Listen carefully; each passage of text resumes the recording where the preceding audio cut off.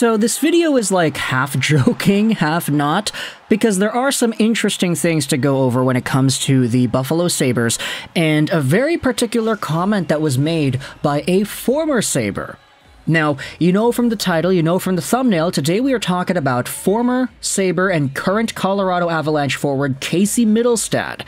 Because when it comes to the Mittelstadt for Byram trade, that in which we did discuss during trade deadline week, we had ourselves a few very interesting outcomes as a result of that transaction. Now, of course, you know, the trade itself is huge, seeing two top prospects, former top guys taken in 2017 and 2019 get swapped around for each other, guys who potentially could use changes of scenery and guys who could help out their new teams.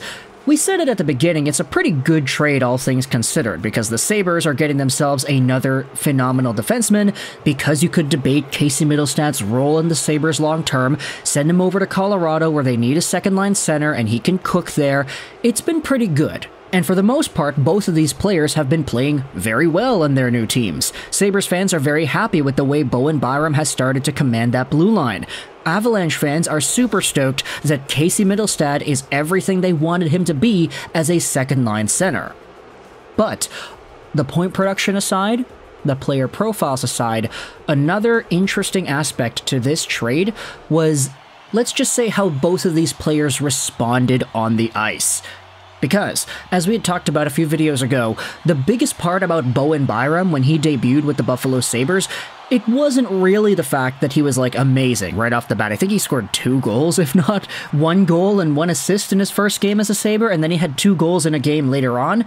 The biggest part about Bowen Byram's debut with Buffalo was that on the power play, the guy kind of looked lost out there. And not really because it was his fault. You see, Bowen Byram came from a power play in Colorado where everybody likes to move around, everybody changes positions, there's a lot of fluidity to the way the Colorado Avalanche players maneuver around on the man advantage. But in Buffalo, that movement really isn't there in that same capacity. You'll see a lot of guys stagnant on their points, they'll have their spots, the puck moves around in the perimeter, and there isn't really much movement. Bowen Byram, on his first power play shift with the Sabres, was moving around the ice like crazy, kind of interfering with his own teammates, standing in the wrong spots, and getting kind of confused as to why all these guys are not moving around.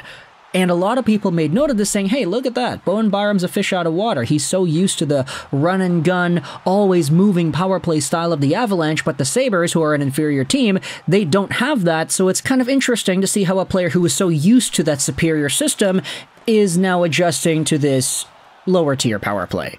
And I get it, you know, Bowen Byram is now a Sabre, he'll probably continue to stick around with that team, so he's kind of got to get used to it.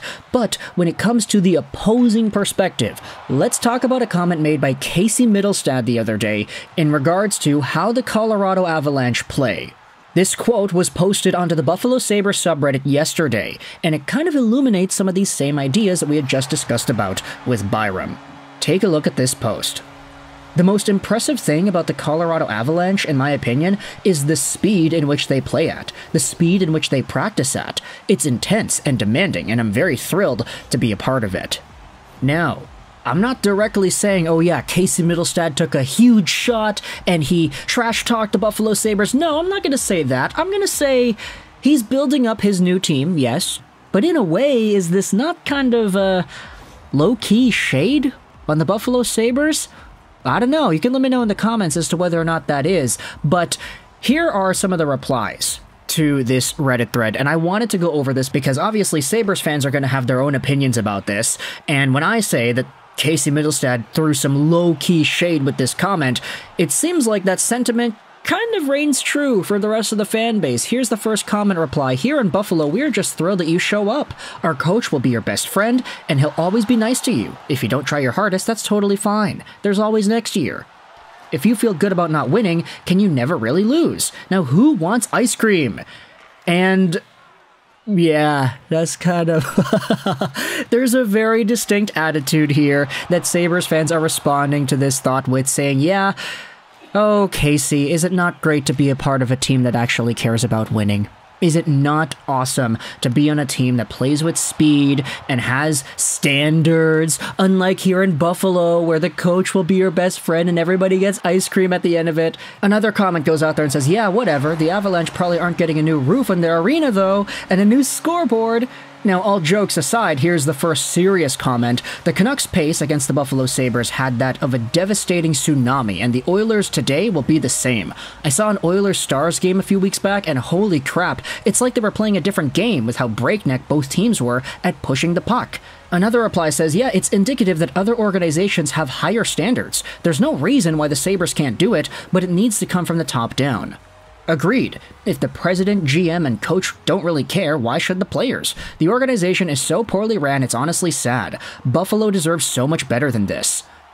And then a response goes out there and tries to hypothesize the reasoning here, left over from the Eichel days. I'm not saying it's his fault per se. That's interesting, the way they spelt it there.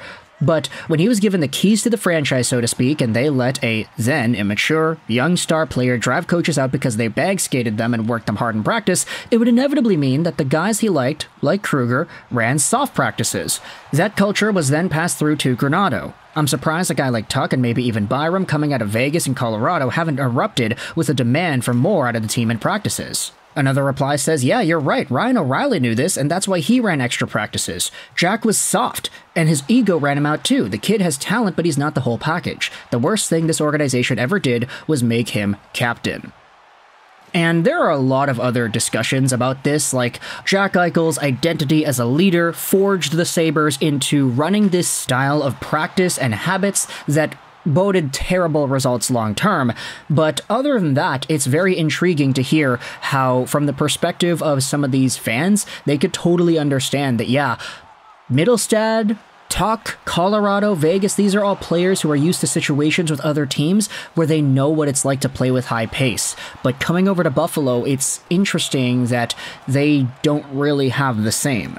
Another reply goes back to joking, Sabres don't deserve fans, and oh, careful, you're gonna get the players mad again. And then a further reply says, Sabres fans last week were saying there's no way that Mittelstadt could possibly be throwing shade at Granato. The mere suggestion is ludicrous and shall be roundly mocked. Ah, well, nonetheless. And so at the end of the day, based off of how a lot of Sabres fans are responding to this quote from Mittelstadt, it does appear like there was some sort of shade tossed out there. Not directly. Maybe it's by proxy, by 2 or 3 proxies and firewalls. This comment could be construed as sort of demeaning against the Sabres, but at the end of the day, it's not really anything that we're surprised by, right? The Buffalo Sabres don't play with enough pace, especially when compared to some of these other top teams. They played the Vancouver Canucks the other night, and they got smoked. They might have not on the score sheet because Devin Levi was an absolute saint, but in terms of the expected percentage chances and everything, like, we had talked about this in the Canucks-Sabres postgame video, the Canucks had a 96 percentile deserve-to-win-o-meter rating, and it's kind of indicative of how well they were able to outpace a tired Buffalo Sabres team. Now the Buffalo Sabres are going to play the Oilers later tonight, and we may or may not see some similar results, who really knows? Of course, there's always a chance that the Sabres can beat Edmonton, but based off of how the Oilers have been playing recently, how fast they play, how much they move their feet, and how much they move the puck, I'm not really holding too much hope for Buffalo. But either way, if you are a Buffalo Sabres fan, let me know your thoughts in the comment section below about Casey Mittelstadt's new experience in Colorado, how he's playing for a team that plays with the puck, they play really fast, they play with pace, they move their feet, everything's going well, and Mittelstadt himself has produced a lot of points too. So what are your thoughts on the way Mittelstadt talks about his time in Colorado, and do you think this reflects poorly on the Buffalo Sabres? For a guy who was drafted by Buffalo 7 years ago now, who had spent his entire development time in that system, who is now on a new team and saying, wow, they play so fast. Do you think this spells well for the Buffalo Sabres and the way they run their organization? Let me know your thoughts in the comment section below. I hope you enjoyed this video, and bye.